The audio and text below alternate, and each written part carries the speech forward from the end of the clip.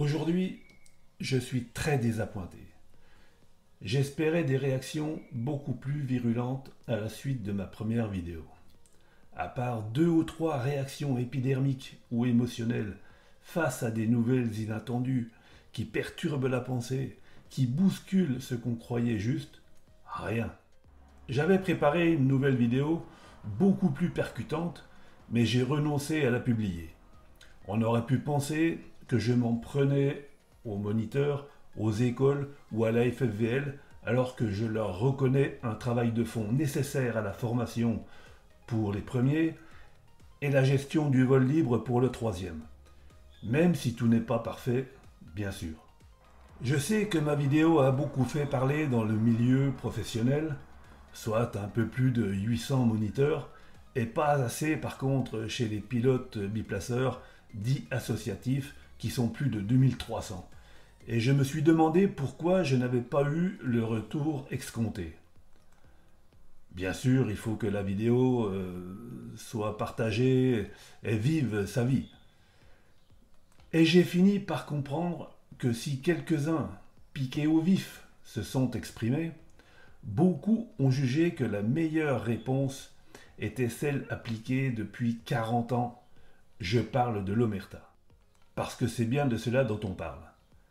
Pas vu, pas pris, et ça évite de s'enliser à devoir se justifier lorsqu'on n'a pas d'argument. Venons-en au fait. Que dit le code du sport concernant le tandem professionnel? Voilà. Nothing, nada, walou, rien bien sûr. Parce que ce n'est pas de l'enseignement, de l'animation ou de l'encadrement d'une activité sportive. Point. Le code du sport est très précis. Et il s'est même enrichi en 2024. Avant cette date, on ne parlait que de l'enseignement contre une rémunération.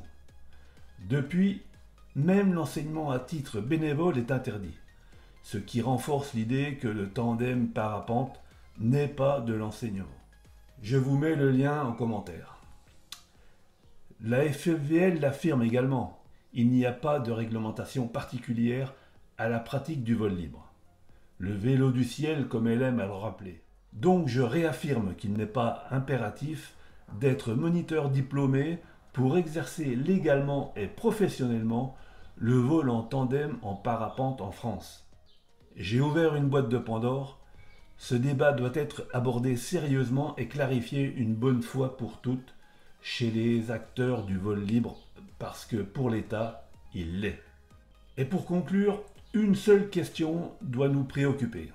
Le tandem parapente est-il considéré comme un enseignement, un encadrement ou un accompagnement?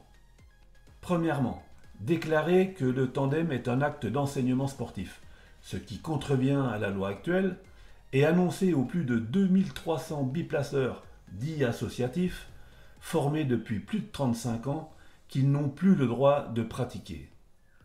Et ça en sera terminé des stages de formation de type QBI. Ça implique de modifier la loi par l'Assemblée nationale.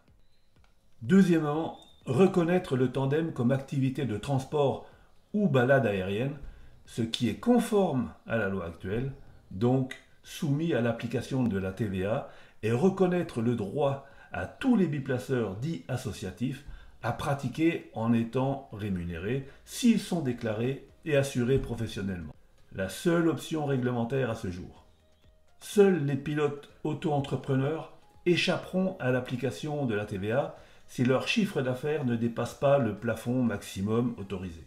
J'entends déjà les cris d'orfraie. Tu te rends compte? Ce n'est pas possible. Ça va mettre en danger des passagers. Blablabla. Ah bon? Mais tous les biplaceurs sont des pilotes formés par les écoles. Je n'ose pas penser qu'ils sont mal formés. Et de l'aveu même de mon ami de plus de 30 ans, directeur d'une grande école de parapente, les accidents proviennent principalement de pilotes moniteurs expérimentés. Sûrement parce qu'ils pratiquent beaucoup et ou enchaînent les vols. Je reconnais cependant que nombreux pilotes moniteurs, au début de leur activité, et biplaceurs dits associatifs ont un niveau de compétence discutable. Voilà, ce n'est même pas un choix cornélien auxquelles sont confrontés les acteurs du vol libre, puisque seule la deuxième option est applicable. Ils devront juste soigner leur ego blessé. Bon courage à eux. C'est un débat qui a déjà eu lieu et qui a été tranché à l'Assemblée nationale. Mais il peut y revenir. Et je réfléchis à interpeller un député ou sénateur afin de clarifier s'il le fallait encore la pratique du tandem professionnel. Nul ne peut se soustraire à la loi. N'hésitez pas à laisser vos questions en commentaire et si cette vidéo vous a éclairé, likez. Surtout partagez-la et abonnez-vous pour plus de contenu sur le parapente. A bientôt dans les airs ou ailleurs. Ciao!